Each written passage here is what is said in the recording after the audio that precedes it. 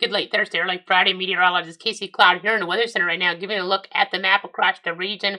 And if you're watching live, it's about 12:55 in the morning, and you can see here our temperatures are pretty chilly out there. Seeing a little bit of cooler air in here as we're looking and tracking things. Not seeing that precip around. We need it very badly. We're in that very serious drought scenario, which I'll break down more here in a moment. I know we are going to get some rain on Sunday. That we'll have to watch out for some stronger storms at times of that, especially in our western areas, but really anybody in our area could have a chance for a strong storm. It's just a matter of if we'll get severe storms across the whole area, in an isolated nature. If that threat will be more confined toward those western counties, we'll just kind of have to wait and see as the information here gets refined in terms of the very latest, obviously, with the overall weather scenario, as we're just kind of giving you all that here, obviously in toward the weather center. I know we're watching some fog potential in our southern zones, maybe toward the Gulf Coast a little bit here too. I know that's something that we're watching. We have that rocket going up here with the astronauts in the 5 o'clock hour coming up this morning here. That's the plan. So that's something that's pretty exciting. But would like, I know, for our viewers to be able to see that, obviously, as we're looking at, as we're tracking things. I know last time there was a UOA rocket that went up, and we couldn't see that here. I was looking outside east of Stark and couldn't see it because of the clouds and the fogginess. But from 5:15 here this morning is when the rocket with astronauts, the SpaceX rocket, is going to go up there. It seems scheduled to go up from Cape Canaveral. So that's kind of a storyline there that we're looking at, that we're tracking here as we give you guys the very latest, obviously, here in toward the weather center. So again, that's kind of, what we're watching. We're, watching these temperatures here too. You do see 48 there toward Keystone as we're tracking the scenario, 47 toward Gainesville as we kind of just give you guys an idea of what's going on. Again, if you're watching live, and then I know we're 42 here east of Stark, and our rural area is 39 at Cecil, 39 there. Also up toward areas that are around Camilla and Mitchell County, Georgia, 36 in parts of Glenn County. So yeah, getting chilly in some spots compared to others. I know we do have, as I'll put up some of the METAR to zoom out first, but you can see we do have some fog information showing up in terms of those indicators there toward the Tampa Bay area, and also out toward Tyndall Air Force Base in the Panhandle. Some pretty dense fog here at times. That's something to be mindful of here. And just to be cognizant of, obviously. So that's something we're watching now. If we look to the west, the activity that's coming our way, there is a marginal risk that's been prompted by that for parts of Texas, Oklahoma, Kansas on that Friday. It's mainly for wind here and for hail at this point as we're looking. And again, we're updating you guys on all that. Your hail risk goes all the way, to areas there areas there near the Mexican border up toward Fort Stockton. Of course, it's not just necessarily going to stop there. It's just that's where Storm Prediction Center cuts things off because it's for the United States, the Storm Prediction Center's information, and their forecast. But as we go ahead and look here, around Odessa, Texas, around San Angelo, Abilene, Lubbock, Wichita Falls, Oklahoma City, a small risk of some hail out there. And then the wind risk, you see that kind of more confined a little bit further down Oklahoma City through Lubbock, Abilene, Odessa there, and the like. So again, that's kind of an interesting storyline in terms of, just to watch what could kind of come from all this here off toward the west as we look ahead in the days to come. So I just have to be kind of paying attention here to see how this evolves for that Sunday. This gives you, an idea of what hazards could be associated with the potential on your Friday as we see things there toward the south central part of the country. So again, just kind of letting you know about that. Of course, we're very dry. We need rain desperately around here, though, as we've continued to reiterate here, as we're looking and as, we're just seeing the data points here. So that danger, we're so far behind with the rainfall. Some spots is so many inches behind there on the rain gauge. It's just not a good set of circumstances at all. Got to be very cognizant of that, obviously. Just got to be, aware here of what we're dealing with as we give you guys that information, though. I know, again, we will be watching that strong storm potential a little as we get into award that Sunday here, and we'll have more of that with the model guidance in 60 seconds here. As you see the wind, this is the current wind. It's going to pick up out ahead of the actual storms here on Sundays. That could, for areas, around Jacksonville, Stark, Gainesville, could be an issue here. We don't have the rain, we have the gusty winds, and if there are any fire concerns that are coming, around in terms of any sparks or anything like that out ahead of the rain, that could, that accident could be spread pretty quickly by the gusty winds that can be over 30 miles an hour at times. But we'll see the rainfall part of the forecast. That's the part that we really want to see. It's coming up here in 60 seconds, so stay tuned. In the last half decade or so, our area and the region have been through a lot. Stay safe, but it's going to be memorable. I was there around 4 p.m. to document them. Life-threatening situation here. So, again, that's the storyline there. Oh, I think we just had another power flash. Another power flash. Sometimes Bradford County is a tough spot to see a spin-up tornadoes, so we just want you to go ahead and be inside and away from windows. Can't even completely run a quick spin-up tornado, so things have started to escalate here. Please take shelter. This is going to cause a lot of damage. Radar-confirmed tornado in southeastern Georgia. We're seeing areas there around Perry. Bear the brunt of this. Coming into these communities and ravaging them. That's what we got to get you guys out. You got to run from that water. You got to evacuate. You got to follow these orders. This is as serious of a situation I've seen. This is the eye wall. This is where some of the worst of the weather is. When hazardous weather threatens, trust clouds weather. Back with you now here in the Weather Center, looking at some of that model guidance here. You can kind of see what we're talking about in terms of just the overall scenario here as it starts to get going. You can see this is Friday night here as we're looking toward parts of West Texas, and you can kind of see here some of the progress of this on the HRRR model. You see some of that across over and across in parts of Oklahoma there very early Saturday around Oklahoma City. And then you can kind of see the progression even further here across North Texas on Saturday. We'll have to see, maybe closer to the coast in Texas, they could have an isolated tornado threat into toward southern Louisiana as we look later Saturday into Sunday. But I'll say you more here in a second. I'll have to switch models, though, for most of this. You can kind of see we'll take it out as far as we can here. And you can see that accent starting to get going there into what areas there south of Dallas. Maybe some of this a little bit on the stronger side there around Waco, give or take.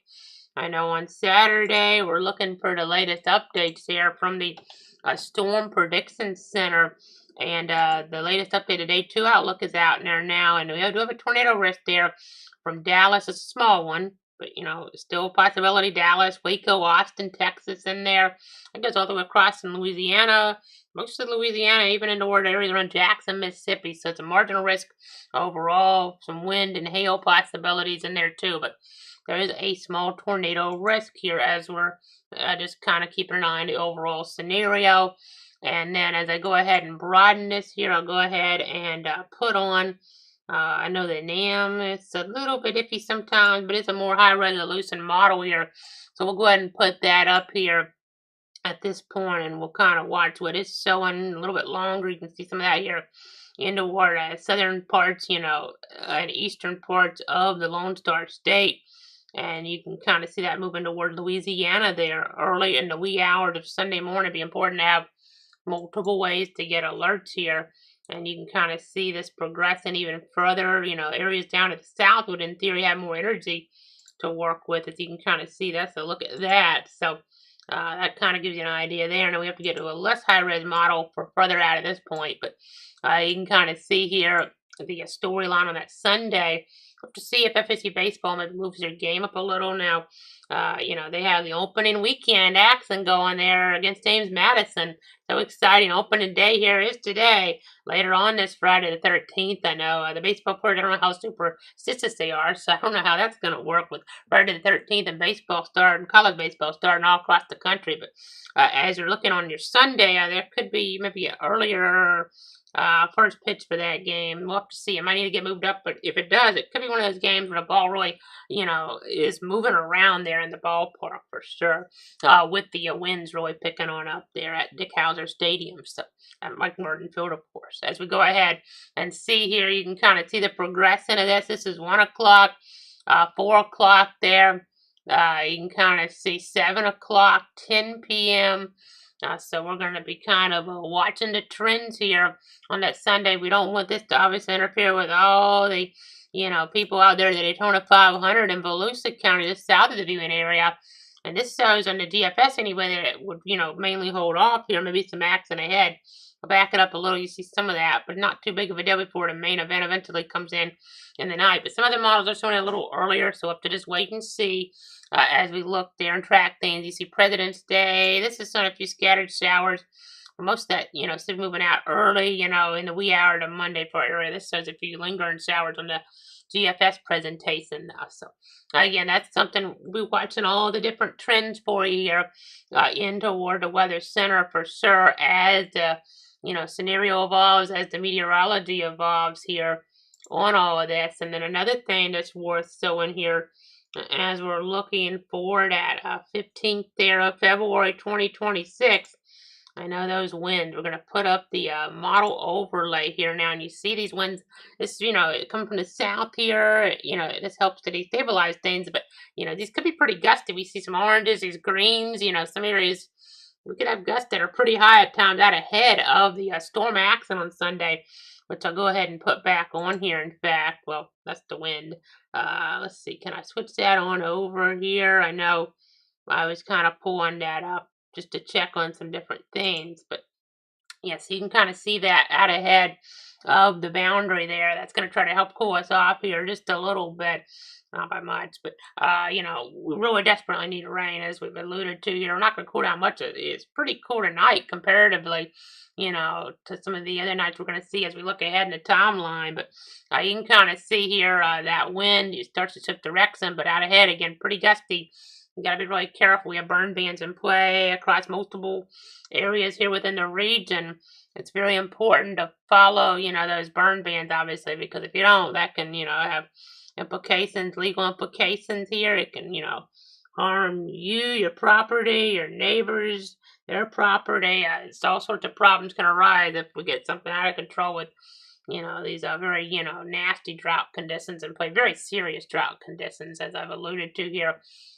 Just have to be really careful. And then as you look here toward, the Monday period, again, we start to see some of those winds as back behind here in the wee hours go away. As we look during the day, though, we still have some of that, but at least the ground to be wetter at that point, which is obviously what we want to see here.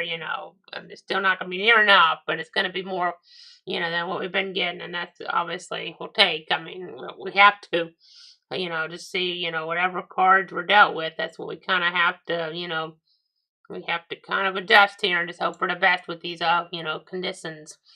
These volatile drought conditions here. So again, that's what we're looking at with the model guidance. Let me go ahead now and I'll pull up the drought monitor here. We're going to go ahead and go over to the graphic source and see that here.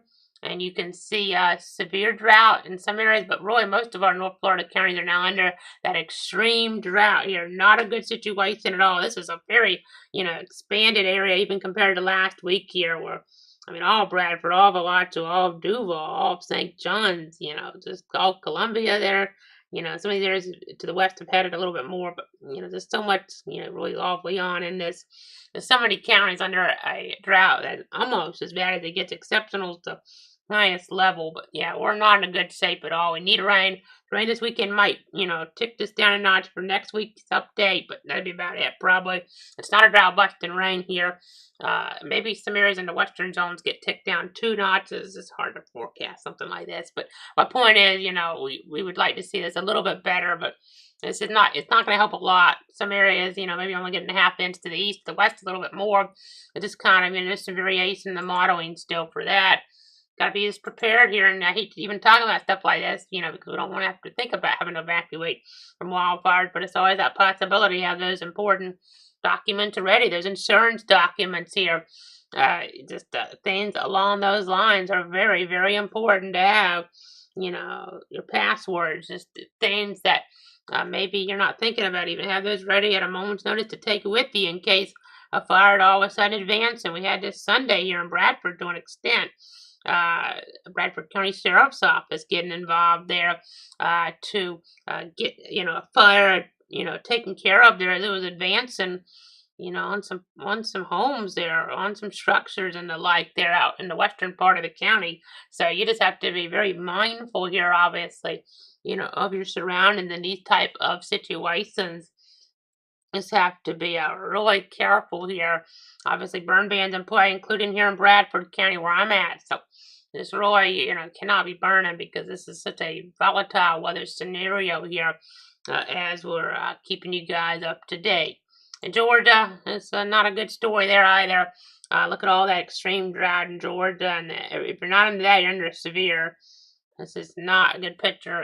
We got to get rain. We're hoping when we get from La Nina to El Nino, we're in better shape here. But that transition that's going to take time. If we get into a neutral phase first, but El Nino would give us more rainfall here. That'd be closer toward the summer. That does help us maybe with hurricane season in theory. We'll see in terms of maybe not as active in terms of the basin, but it only takes one. And in 2012, I know we had a situation where we've had storms, that are not, powerful hurricanes that are a big problem, like Debbie in 2012. We talked about before, and even tonight said in that promo there, Debbie 2024, but Debbie in 2012 was a big problem as well. That was only a tropical storm. It was arguably more impactful than Debbie 2024, which is a hurricane, still a big deal as well. Both were very impactful, but 2012 with the flooding, so many, areas of flooding with somebody was getting 20 inches of rain there with Debbie in 2012. So, tropical systems, we needed to rain then, but tropical systems can be impactful, even if they're not hurricanes, obviously. But we're still a ways away from hurricane season. But just kind of bringing that up a little bit. As you see our rainfall forecast, you do see we're looking here. We're hoping for the best with this. Some areas getting upwards of an inch or so in north central, northeast Florida. Other areas a little bit less toward the coast, maybe.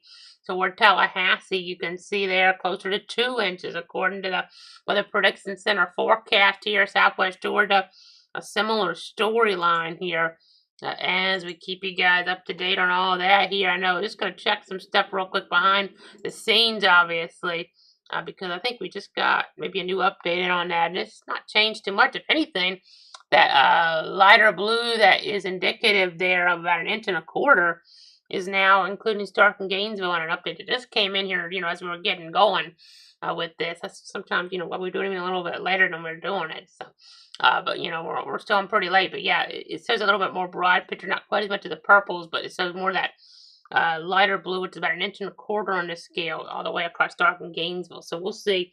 Tallahassee, it says more like 1.5 inches. So we'll just kind of have to wait and see how this kind of progresses here as we look ahead. I know you can get the interactive radar, clutter.com/radar. We'll be on as necessary, obviously, with some severe weather potential here, and especially the western zones. We'll see if this expands, the idea of this across the whole area. As we're looking here, we'll get SBC outlook in pretty soon. I don't think we have it yet. Let me double check here on my sources to see if we have anything. Don't see anything yet, but I know as we're looking at this, we do have to watch at least for an isolated tornado 1 or 2 in the western zones. I may get a tornado watch or 2 out toward like Louisiana or something. Saturday night, we'll see just similar in that vicinity as possible as we're looking at that situation. But yeah, when there's a tornado warning in play, you want to try to avoid taking shelter in a mobile home. Get inside a sturdy building, put as many walls between you and the outside as possible, and protect yourself from flying debris. By putting on a bicycle helmet. There's an important tip for baseball helmet, football helmet, something like that here. Just you really want to try to stay protected, obviously, when you have dangerous conditions coming in. And we also have this, there is some severe thunderstorms, in general. That's probably the more likely threat here, but can't rule out an isolated tornado 1 or 2 in our western zones. We have to just, mention that here, obviously. As we track all that. Of course, we're always on Bernie tornado warnings coming in 62 counties. Been doing that here for more than a half decade, and keeping you guys up to date on everything here. The different platforms I know are so important to me. Facebook, Casey Cloud Reacts, Cloud Weather, Twitter /X at Cloud Casey, YouTube at Cloud Weather, Twitch Cloud Weather, and then the website cloud.com has a rundown of a lot of different things, including that interactive radar, including the links to these. And also, you can look under the severe tab, get your tornado safety tips, the enhanced Fujita scale there for tornadoes, the latest outlooks as they're coming in, day 1 to day 3, storm reports for the current day, a lot of different things. Some of that's just from direct SPC over on there, but other things, safety tips, the enhanced Fujita scale there for tornadoes. That's, that is information here that you can get there, I'm sure, but the graphics, those are built by me on that. So that's kind of the storyline there. And as we go ahead and look here, though, fog safety important. Always got to watch out for fog and smoke. We've been having issues in Putnam County, I know, lately, with some of the different things coming together in the wrong way. And then, you just got to watch out and slow down and give yourself extra time to reach your destination. Make sure your vehicle is as visible as possible to other vehicles by using your low beam headlights, and then leave plenty of room between you and the vehicle in front of you. So just got to be kind of paying attention with all this in mind, all this in play, obviously. Just got to be aware here as we're keeping you guys up to date on the scenario here. We're just trying to see exactly what's going on here with everything, and then as we go ahead into the extended forecast now, I know very small rain chance on your Friday, Saturday, not much there either for that Valentine's Day. You see 77 for the high, 77 for Sunday now. Eastern areas may be getting to the 80s. Tallahassee may be a little cooler, and 77 there because the storms are being a little earlier. The Daytona 500, hoping for the best with that. Thinking the race would probably get in, unless now if you get sours and then those start to kind of push that race off, just stuff out ahead. What to track, and then it postpones it, and it get caught up in the main banding later, then maybe you don't get the whole race in. We'll see, but because that would be something to keep in mind, because the race there, ending around sunset-ish, the coverage, at least from what I can remember, and looking at all that information in there. And but the thing is, if you have the shower out ahead and that delays it maybe 30 minutes, an hour, then you start to push it, and then all of a sudden it meets up the end of that race with the line possibly. So yeah, you got to be kind of mindful of that. May not be the worst idea. Not something they typically are doing with these, but may not be the worst idea to move up a race, like that an hour or two, just to make sure you can get it in, as early as possible. A lot of folks do have Monday off. Not everybody. I mean, not everybody even has Sunday off. Got to keep that in mind too. But Monday is President's Day there. Some folks have that off. 40% chance of rain early on, probably by noon. It may be a lingering, shower or sprinkle, but that'd be in the eastern zones. Maybe some cloud hanging around, keeping a little cooler, and then you start to see some afternoon highs getting warmer, especially by the end of the period there. But on a Tuesday morning down to 49, but then it's 78 Wednesday, 80 on Thursday there, above average by pretty wide margins. Yeah, that's definitely heating on up there. As we're looking at the overall situation here, as we're seeing how this evolves here and the like. So again, just kind of seeing exactly what we're dealing with here with the overall meteorology. Definitely, important there. Just looking at the different, model guidance, the different systems there on your surface maps, and the like there, and just seeing how things progress. It's always important to put everything together here for a important, a 7-day forecast. So we have the different things going on. Valentine's Day, Daytona 500, President's Day here. As we're seeing here, the overall view. I know, at least we're not -2 like Tallahassee was, believe it or not, back on this day in weather history in 1899. Tallahassee set the state record low. That still remains today. -2 degrees there. Just crazy to think about. As we're looking at that, that was on, February 13th there, 1899. It had snow come in, and then we stayed We stayed really, in that type of pattern there, getting even colder that night there with everything, and just a crazy set of circumstances, obviously, with that weather pattern to get to -2 toward areas there around Tallahassee. That was a historic cold weather outbreak there in 1899. Nothing like that this time. We did get down to 16, I know. Got down to 16 degrees, here east of Stark back last week in our rural area. But just interesting to talk about history, obviously, with that, in mind, 1899. Just crazy to think about here, as that all comes on in, when you think about how things set on up with the overall meteorology to get something like that to evolve. It's just so important here to see all that, here in the history books, and you can learn from weather history, obviously, a good bit. I mean, if you look back at things here, this is something to really bear in mind here, obviously, with all that. And then you see here again, no, nothing like that, not even a freeze here in the forecast for the next 7 days, or frost, really. I mean, this morning, yeah, upper 30s around Cecil, but really, that's not the storyline here. A little cooler than what some of the models have shown. Rural areas, though, get a little bit cooler. We're down to 42 here east of Starkett. If you're watching live, 122 here in the morning. So that's something to bear in mind here for sure, as we're giving you the latest on that. Just keeping you guys informed here on the overall situation here. And let's just go ahead, though, right now and take it back on over to our other source. So that's the 7-day forecast. Now, as we look at this, you don't really see rain here on the map right now. Maybe, some stuff here as you get around the ward east of areas there around Palm Beach and Broward counties. I know we had that boundary, and that helped to give us some, small rain chances earlier on, but in the week we had some stuff in Central Florida, and I watched on the radar there on that Thursday, but not too big of a deal. Last 12 hours on in terms of the estimates, you can kind of see some of that Central Florida stuff. Some areas got a 1/4 inch, but not near enough for a drought busting rain. It's better than nothing, though, as you can see down there in parts of areas towards south of the viewing area there in Lake and Sumter counties. So again, that's kind of what we're dealing with there. But we also do need to talk about something important here in terms of a former sports anchor there in the Jacksonville TV market, going back decades there, starting in the 1960s. Matt Cooney was on the air, and he passed away recently at the age of 86. There he was on the air at Channel 12 for a number of years, starting in the 1960s, and in the 1980s, he moved over there to WJXT Channel 4 in Jacksonville, and that was something. He was with the likes there of Sam Kovaris there on the air in the 1980s for a period, and he passed away last week at the age of 86. Did Matt Cooney?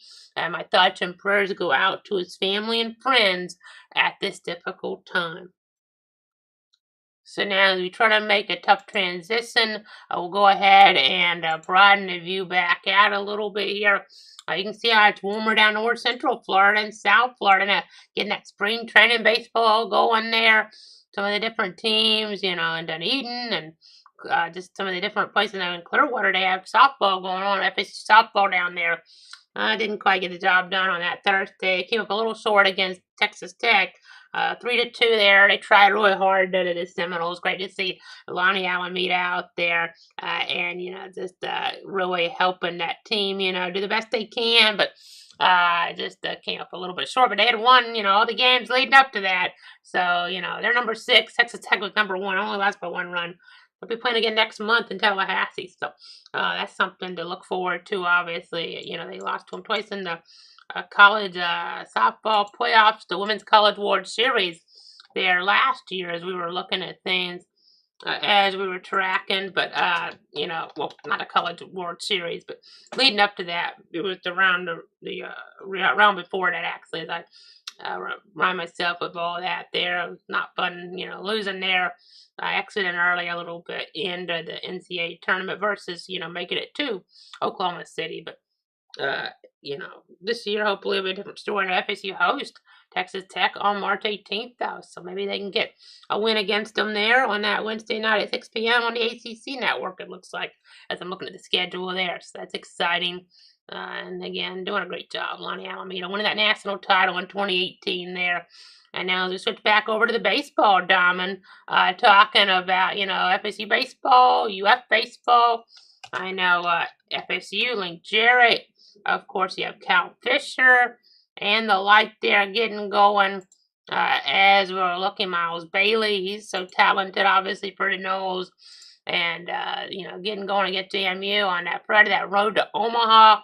The Gators get going on this Friday night, ahead here against UAB. So they're going to be playing against the Blazers there at 6:30 in Gainesville. So getting that going, and always fun to get that road to Omaha going here in 2026. What 8 teams will make it out there for that College World Series in June there in toward the center of the country. So that's exciting. Hopefully FSU's out there. I'm sure our Gator fans that are watching are hoping for the Gators to be out there with Kevin O'Sullivan's squad, trying to make it out there toward Omaha there and the Men's College World Series. And hopefully the Noles, get out there with the Women's College World Series. In terms of the softball team, I'm sure our Gator fans, are hoping for the same with their softball team down in Alachua County. So again, that's what we're tracking with all that. You can kind of see here, we're just monitoring the overall view here. Not, a whole bunch right now, but again, we do, have to be very mindful here that it's going to be, a pattern where we're very dry, and we do have to be paying attention for that wildfire threat, unfortunately. I know we also got a rocket going up here about 5:15, so that's exciting. Hopefully folks can see that from our area. Some spots might have trouble with that fog in between, and some, areas toward like Levy County, for instance, having some of that concern, and then just gotta be paying attention there. Let me see if we have anything here in terms of new updates. Just looking here on my other source, don't see anything, but we're definitely keeping an eye on everything meteorologically here, and we're just going to be seeing. And those storms on Sunday in our western areas could have some stronger activity, so we'll just be paying attention there. Of course, we got to get rid of this drought here. I'm going to throw that back up on the screen. I think, pretty much covered all of our bases. If you want to bring a baseball phrase in there, I didn't even plan that one out. And this kind of came to me there, really, as we're looking here. But we're going to go ahead and throw the graphic on up here. You can see extreme drought. This is not good, obviously. This is very concerning. We're going to have some rain on Sunday, which will help some, but it won't necessarily be enough here as we're looking at the overall situation. I know FSU baseball playing at 6 tonight. That got moved, I believe, to 6. It was at 5 at one point, but, exciting there for the baseball team in action. And no rain for Friday or Saturday. Sunday, you might have to move the game up a little bit now. And, we got to have the rain. We have to have the rain. So, not that, obviously there's nothing we can do about it except for just moving events around to try to, mitigate the impact there. But we have to have rain very badly. Just really, really important because we're very far down in the deficit with the drought. We need rain here. Just got to really be aware with, wildfire concerns. That Georgia Drought Monitor, a concerning picture here as well. So just not a fun set of circumstances here with that. We really do need to be, hoping for that rain, hoping for the best with that in the days and weeks to come. May get another chance in a little over a week. Didn't have much more in a 7-day. It's a little iffy on that. This time of year you can have the contrast of air masses bringing some strong and severe storms. So you have to be careful with that. I have to go watch out for rip currents there at area beaches at times. You have all this wind around. So, at points here that we're going to have, which obviously could be problematic with the drought, as we've alluded to here. So we just have to be careful there as we, keep re-emphasizing here in toward the weather center. So that does it for tonight. Let me see if there's any questions or comments here for any of the viewers at home. I don't really see anything. I appreciate everybody tuning in here and trusting me. Have a great night. I'll be back here if warranted for wildfire concerns. Sometimes a little hard to find out about that. Maybe an evacuation somewhere until the threat's already starting to wind down. So you really got to pay attention with that. On the local level, very, like county level, neighborhood, street level. And then as we're looking towards Sunday, we'll be on obviously for that severe threat here that, couldn't arise. At least get a margin of risk probably here soon for those western counties. That'll probably come out here. I'd be, expecting that to come out here very soon from the Storm Prediction Center in Norman. That's to be over there on clouded.com/severe. And I'll probably end up putting out, if it's in part of our area, probably end up putting out that over on Twitter/ExitCloudKC as well. So, gonna keep you guys up to date. Have a great night. Have a great weekend. But we'll probably be back on Sunday at some point, having to cut in for some stronger storms here. Colder waters, the Appalachia Bay there could help mitigate the threat further east. The dry conditions could, limit the moisture some with the soil moisture part of this forecast here too. But gonna get some rain. We're gonna need it. Not gonna be enough by any means to bust this drought, which is the overriding weather story of the year so far. Really, as we're looking at things, we're hoping we can get rid of this drought, but it's not looking like that's gonna happen this weekend. But it could push things off a little and make things not quite as dangerous for a small period of time before we would really need more rain. Or it just looks so dry out there. All the trees, we had the cold weather damage things, the grass. We need rain. I know maybe folks don't want to mow the lawn, but we have to have rain here because this can be very serious and result in property damage there. It can result in property damage. It can result in injuries and even worse. So we really do need that rain. Have a great night. Stay safe. We'll probably be back on Sunday, but if we don't have to come in on Sunday with any updates, I'll be here watching, of course, in the Weather Center. But if I don't have to come in with updates, cut in with updates, and I'll be on late Tuesday, early Wednesday. But I'll probably be popping back in on Sunday at some point. So keep it tuned here for the latest with cloud weather and all the different platforms.